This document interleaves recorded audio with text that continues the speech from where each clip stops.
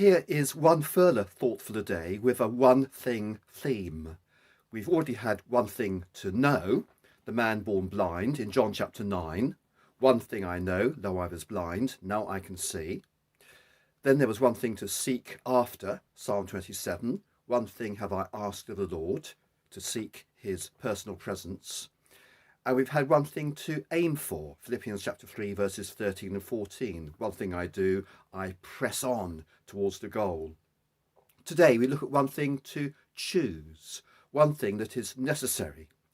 And our Bible verses are Luke chapter 10, verses 38 to 42, that well-known little passage about Jesus at the home of Martha and Mary. Let me read it to you. Now, as they went on their way, Jesus entered a village, and a woman named Martha welcomed him into her house. And she had a sister called Mary, who sat at the Lord's feet and listened to his teaching. But Martha was distracted with much serving. And she went up to him and said, Lord, do you not care that my sister has left me to serve alone? Tell her then to help me. But the Lord answered her, Martha, Martha, you are anxious and troubled about many things, but one thing is necessary. Mary has chosen the good portion, which will not be taken away from her. Martha welcomed Jesus into her house.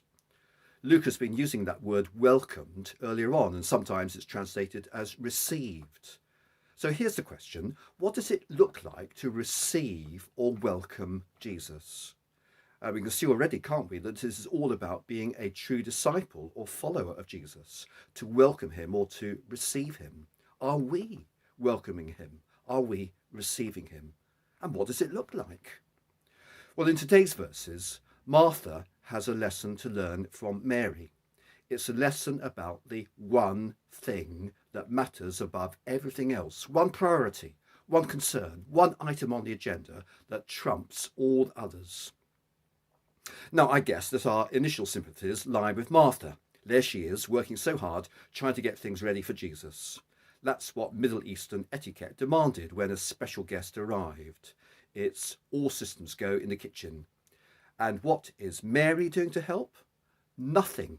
She's just sitting there, and she's leaving Martha to do all the work. So our first reaction is to side with Martha and to agree with her that she is right to get cross with her sister and to tell Jesus to send Mary out to the kitchen. That's the way we are meant to react, because it is us, as well as Martha, who are being challenged by this short paragraph. We have here a lesson about the one thing that really matters. It's a lesson about priorities. Luke is telling us that Martha, who received Jesus, was in the wrong, and Mary was actually teaching Martha a lesson. The person who receives Jesus into their lives needs to be the person who makes the main thing the main thing. Let's notice verse 40. Martha was distracted with much serving. That's what Luke tells us, but that's confirmed by what Jesus says in the next verse. Martha, Martha, you are anxious and troubled about many things, but one thing is necessary. Mary has chosen the good portion, which will not be taken from her. So the point is made clear. For those who receive Jesus, there is just one priority that counts, one thing that matters, and it is listening to Jesus. There is one item that trumps all others, listening to Jesus. Put this into place, and all the other priorities will also fall into place. Make the main thing the main thing. So what does this mean in practice? Well, for example, it means listening to Jesus comes ahead of my work. Whatever your job is, whatever pressures the boss puts on you, listening to Jesus comes first. Listening to Jesus comes ahead of my acts of service. Acts of service, like what Martha was doing, are important, but not at the expense of listening to Jesus. Listening to Jesus comes ahead of my family responsibilities. I could be the best husband or father in the world, but if I do not listen to Jesus, I will have failed. Listening to Jesus comes before my physical needs, my pleasures, my hobbies, my leisure time. They fit in after listening to Jesus. Listening to Jesus must come ahead of my church responsibilities.